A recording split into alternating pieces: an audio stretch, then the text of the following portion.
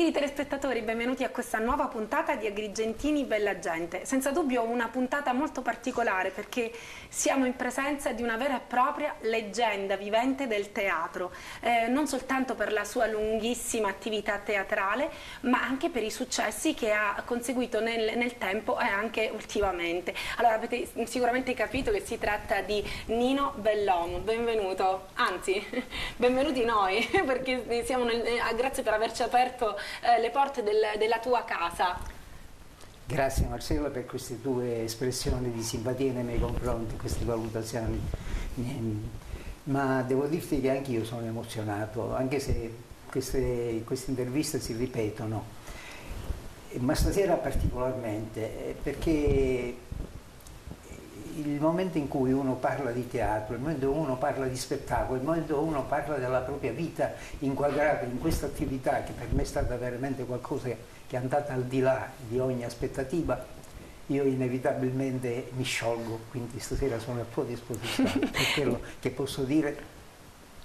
Grazie innanzitutto, come ti dicevo, di averci aperto le porte della tua casa. Senza dubbio, oltre al palcoscenico, casa tua è un luogo che ti rappresenta a 360 gradi, visto che i mobili e le pareti sono, possiamo dire, colonizzati da dei trofei, dei riconoscimenti e delle pergamene che negli anni, nella tua lunghissima carriera, hai diciamo conquistato. Diciamo lunghissima carriera che parte da quando esattamente? So che eri ragazzino. Beh, io per la verità il primo impatto interiore l'ho avuto quando nel lontano, negli anni 30, avevo il desiderio di andare a vedere uno spettacolo in quel paese di Raffadali, parlo di anni 30, mia nonna, che era una perugina, ha preferito dire no, non porto con me Nino a teatro. Fu quasi una scintilla che mi fece so perché avevo il desiderio di vedere uno spettacolo teatrale, e mi riferisco agli anni 30. Ma la mia prima vera uscita, come ho detto tante volte, mi scuso un po' con gli spettatori se ripeto le stesse cose, la devo alla mia preside quando al magistrale mi scelse per debuttare al Tempio della Concordia dinanzi a un pubblico come gli a suo tempo il 21 aprile era quello che oggi corrisponde al 1° maggio, e mi trovai dinanzi a un pubblico enorme a recitare 2 poesie, una di Rutilio Maziano, che è un poeta latino, e l'altra di Carducci, era l'esaltazione della romanità. Al termine della mia interpretazione, della mia prova, ho avuto un consenso di pubblico, al che ho detto ma io credo di avere un dialogo fin da questo momento con il pubblico, e così è stato un evolversi, un crescendo che poi ho realizzato sia a scuola ma poi anche nella vita futura con grande soddisfazione. Ecco, praticamente è stata la poesia quella che mi ha dato la spinta, e io in questo senso sono stato un attento non osservatore, ho fatto mie quanto più possibile le poesie nella mia memoria per poterle sempre dare, perché nel momento in cui l'attore fa suo qualcosa che la sente e poi la porta al pubblico, la cosa più bella è quello che è il responso del pubblico che, avendo incamerato quello che l'attore ha dato, glielo restituisce. Allora questa è la soddisfazione vera per l'attore, senza alcuna presunzione, per la soddisfazione di se stessi innanzitutto. Quindi Galeotta fu la preside, Galeotta è stata la poesia, Galeotta è stato il Tempio della Concordia. Il Tempio della Concordia. Quindi sì. Da allora, cioè, chi ha condiviso con te questa passione? Cioè i tuoi cosa dicevano?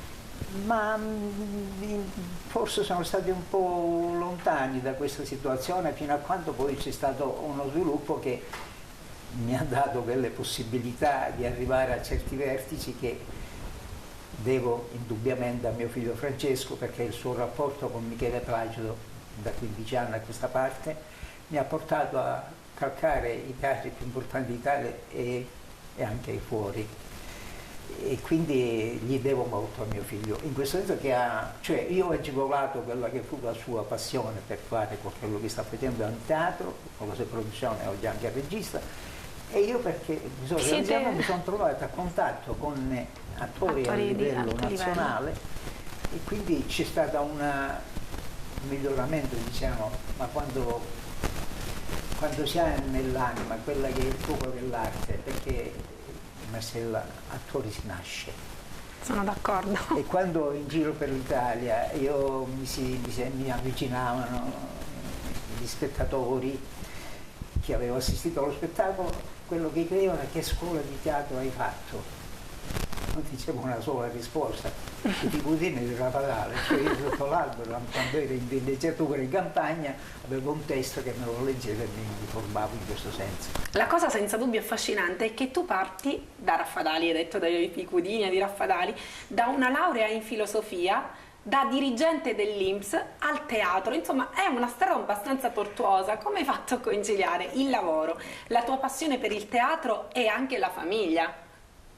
Marcella, dici qualcosa che mi inorgoglisce, perché effettivamente io ho dedicato, per quello che ho fatto, ho cercato di farlo al meglio, e con quella responsabilità che la mia morale, la mia personalità, la mia psicologia mi consente. Certo, anzi ti dico che io proprio questa mia disponibilità per il teatro l'ho trovata pure in ufficio, perché c'era un direttore quando sono arrivato che era molto rigido. Non lo fu con me quando venne a trovarmi nella stanza dove io dovevo lavorare, e avevo portato con me un'amica di fuori che mi faceva il lavoro che dovevo fare io. Questo direttore con molto garbo sorrise, e sorrise anche quando una dei colleghi d'ufficio mi portò un mazzo di fiori in occasione di un mio compleanno, non so. Il direttore ha saputo anche di questo, ma tacque, anzi mi mandò a chiamare e mi disse: so che lei fa qualche cosa, ha già recitato a teatro, non crede che si possa fare qualcosa anche per il nostro ufficio come dopolavoristico? Stesso col direttore, sono a sua disposizione. Fu un po' una meraviglia degli altri, perché io, che ero stato un po', diciamo, un indisciplinato, avevo trovato tanta comprensione in quel direttore, e infatti abbiamo iniziato. Lui mi scelse Così si vi pare, una commedia molto bella, ma poi dopo un mese e mezzo lui, per un contrasto con i sindacati, fu trasferito e io rimasi così, ma rimase questa forma. Comunque il gruppo teatrale si era già creato. Con quei compagni, qualcuno dell'INPS e poi qualche altro di fuori, che poi abbiamo ripreso costituendo un gruppo teatrale, gruppo attori dilettanti, Luigi Pirandello, Gaddi, chiamato, di cui io ero il protagonista in molte commedie. E nel 1941 io calcai le scene del oggi Teatro Pirandello, ieri il Teatro Margherita, con una commedia maschile. E questa commedia aveva il protagonista amore di amore. Sì, sì. Era con noi nella nostra compagnia un prete che faceva da suggeritore, perché provavamo agli salesiani. Insomma, l'ho già raccontata qualche altra volta, sono stato chiamato dal vescovo: caro, non si può morire d'amore, questo suicidio la Chiesa non lo ammette, quindi devi cambiare la finale. Ma eccellenza, no, se tu sei andato al Teatro Pirandello non ci puoi andare. Abbiamo cambiato la finale con mio fratello, il professor Bellomo, e ti dico, nel 1941 ho recitato sulle tavole il capoproscenico di Pirandello. Non solo, ma nel 1946 poi, sempre impiegato all'INPS, io ho debuttato, ancora ho continuato con Scampolo di Nicodemi. Quando ho finito, il direttore artistico mi chiama, mi dice: dottor Bellomo, ero già laureato, dottor Bellomo, c'è un personaggio che le vuole parlare, la vuole incontrare. Mi chiamano, vengo nel mio camerino, ed era il direttore artistico, il regista Enrico Fulchignoni del Teatro di Milano, sì. quale morì poi in Francia, era un grande, e mi dice queste parole, te le dico tra virgolette perché in realtà assoluta ho l'abitudine di dire quello che è capitato senza mai esagerare, forse lo ripeto: se tu vieni con me io ti assicuro un futuro a teatro. Aprile 1946. E a quel punto tu cosa hai fatto? Ero impiegato da 5 anni, avevo tanti doveri anche per la famiglia, c'era un incerto dopo la guerra, vigliaccamente ho rinunziato, come ho rinunziato ultimamente alla commedia che sta facendo con la regia di Michele Placido, mio figlio, Così se vi pare, perché una tournée di un mese, ripigliarla l'anno dopo, andare alla non ero in condizione di farla a 90 anni, quindi ho rinunziato, mio malgrado. Ma io credo che alla fine non è stata una vera e propria rinuncia questa, perché poi io sono molto fatalista e infatti tu sei un esempio perfetto che alla fine se il destino ti bussa una volta, poi alla fine gira e rigira, ti ribussa un'altra volta, perché oltre a calcare le scene dei più grandi teatri poi italiani, tu hai anche debuttato nelle fiction e anche nel grande schermo, addirittura uno dei tuoi lavori è stato proprio candidato, se non sbaglio, all'Oscar. Sì, è l'ultimo, quello che ho girato a terraferma, ho partecipato a terraferma, che poi è stato premiato a Venezia e poi è andato a finire in America con grande soddisfazione di chi ha partecipato. E inizialmente, quando venne l'aiuto regista a farmi un provino, io rinunziai, perché io per la verità perché sono legato al denaro, ma mi voleva dare una misera paga. Io pigliavo già con il commissario Montalbano e altro, insomma, certe cose, se no io non vengo. Ritorna dopo 3 giorni, il regista crialese desidera la sua presenza a qualsiasi cosa. E così ho partecipato sulla spinta del regista praticamente, che ha preteso la mia presenza. È stata una bella soddisfazione, come di soddisfazione ne ho avuto tante, ma senza esaltarmi. Resto sempre Nino Bellomo, un attore che è stato a Agrigento, ama la sua città e si rammarica solo di non aver potuto dare di più, nel senso pratico, ma avrebbero dovuto pensarsi altri ad avere più attenzione per questa nostra bella città. Speriamo che siamo ancora in tempo a salvare quello che è salvabile. Non è mai troppo tardi, suppongo, spero almeno. Quindi hai citato terraferma al grande schermo. Ma io sono stato anche in Germania a girare un film con Lino Banfi, un mese, è stata una bella soddisfazione. Addirittura. Non dire, io ho fatto il commissario Montalbano, l'Inde, il brigadiere, Don Matteo con Terence Hill e Nino Frassica. Insomma, ho avuto tante soddisfazioni. Così, per quel piacere, cioè ho soddisfatto quelli che sono i miei desiderati. Io per esempio spesso mi trovo a scrivere, vedi, e scrivo che cosa? 90 anni di vita, ma non ho la pretesa di qualcuno, no, perché non pubblichi questo? Ma è stato un piacere interiore di rivivere ed emozionarmi per quello che io avevo fatto e passato, nel bene e nel male, non solo nell'esaltazione di quello, ma anche in certe situazioni di famiglia, personali, che sono state veramente un po' amare. Quello che mi ricordo per quanto riguarda tu hai citato la mia laurea in filosofia, che io ho conseguito, che il voto di laurea per me è scomparso dinanzi a quello che è stato il giudizio del professore che faceva l'interrogazione, che mi ha fatto l'interrogazione.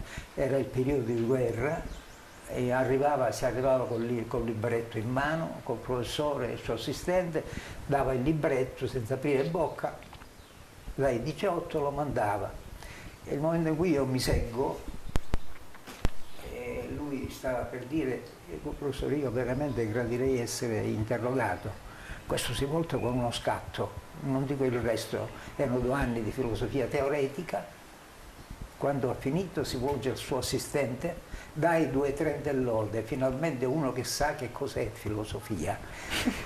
Meglio del voto di laurea 110, ti dico sinceramente, per me è una cosa che porto con me tra le cose più belle, tra tanti consensi che ho avuto. E tante soddisfazioni. Delusioni ne ho avuto tante. No? Tipo? Anche Nino Bellomo ha avuto una delusione, perché allora, dobbiamo dire una cosa, io non mi sto prendendo la licenza di dare del tu a Nino, di chiamarlo, perché innanzitutto noi ci conosciamo. L'ho chiesto io, perché io sono solo Nino Bellomo, l'attore che ha piacere di dare il tu per ricevere il tu. Sì, lui chiede proprio di essere chiamato Nino un po' da tutti, perché veramente è amico di tutti, non si è mai assolutamente dato nessun'aria, anzi è estremamente modesto, addirittura fa, ma giusto, soltanto, cioè, davvero a me sta capitando di essere intervistato per questa trasmissione. Beh, se non fossi stato Nino Bellomo, ho detto, non saresti stato sicuramente intervistato. Devo dire che Nino Bellomo ha conosciuto con queste fiction tanta gente molto molto famosa. Ad alto livello, ad altissimi livelli. a tanti registi con quelli che ho recitato, oltretutto Gabriele A, tanti registi di livello nazionale. Poi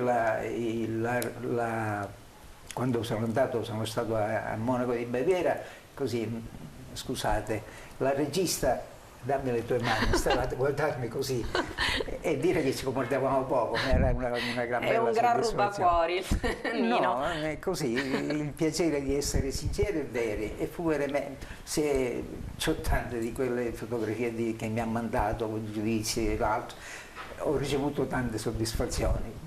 Ma qualche volta c'è stata pure qualcosa che non è andato, magari le preoccupazioni, quando a secondo dove si andava, quello che era l'ambientazione del teatro, i contrasti dal punto di vista mio, siccome io sono sempre il padre del produttore, ovviamente c'era sempre, ma nel complesso tra il più e il meno devo dire che indubbiamente il più è prevalso nella mia vita. E spero di continuare con questa disinvoltura, perché ancora oggi, vedi Marcello, ancora oggi io continuo a lavorare, sono sempre impegnato, non ho difficoltà io anche a dire una semplice poesia a una sola persona, perché il piacere di dare supera ogni cosa. E se poi c'è un riscontro tanto meglio, ma quello che è alla base di tutto, perché io capisco che noi siamo qualcosa in quanto riusciamo a dare qualcosa agli altri, diversamente nella vita non siamo niente.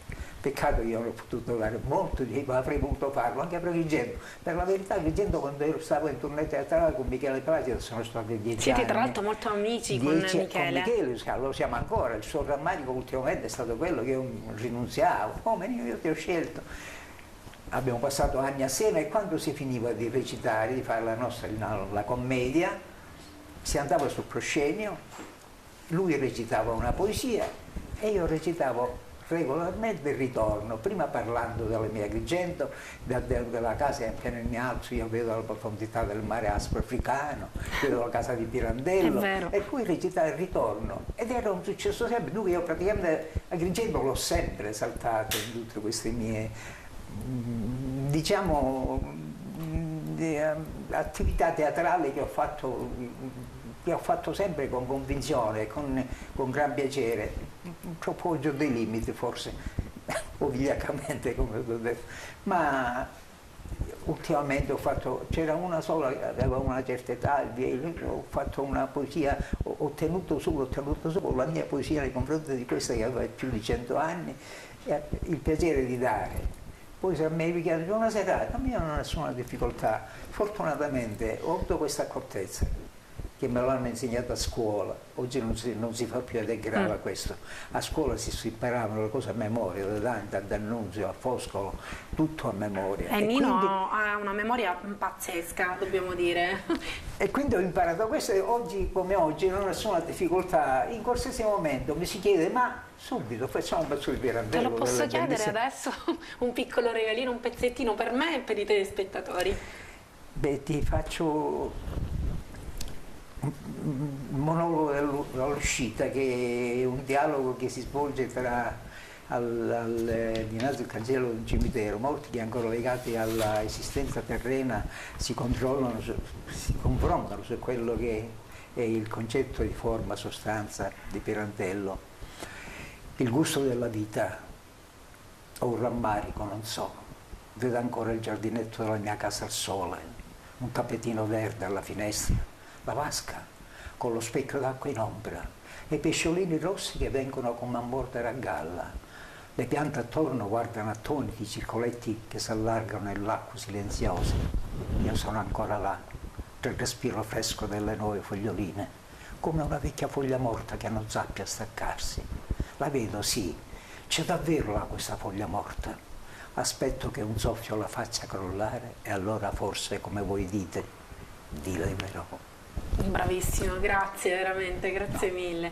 Sono io che intimamente, per quello che mi ricorda, perché questo la recitavo con Michele nei migliori teatri, l'uomo fiore in bocca, ecco. Ma se devo parlare di una grande partecipazione, forse la più importante vorrei dire, è Lo sguardo dal ponte.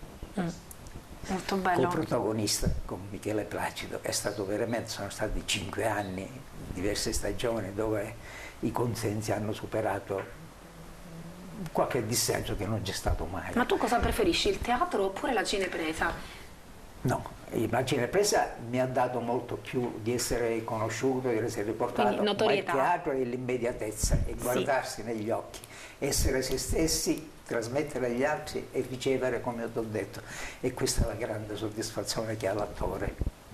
Creare l'atmosfera si crea solo con questo rapporto. Atmosfera e contatto con il pubblico. Il contatto con il pubblico, il piacere di sintonare, o magari può capitare, come è capitato, che non so, anche ieri mi ha telefonato una signora da Catania, mi disse, sai, io sto facendo, mi diceva, non so, in quale paese, qualcino, uno spettacolo per il piacere, cioè l'onore se lei mi viene alla mia rappresentazione, oppure possiamo dirlo anche così, lo sapete, anche perché una ragazza telefona e dice, sono Anna, mia moglie c'è una certa Anna, insomma, questa certa Anna io non mi ricordo completamente, è venuta a trovarmi con buona pace di mia moglie, perché io devo molto alla mia famiglia, con tanto la comprensione, le rinunzie, ma il piacere di vedere, non tanto il denaro, perché credo che io col denaro non abbia avuto mai un buon rapporto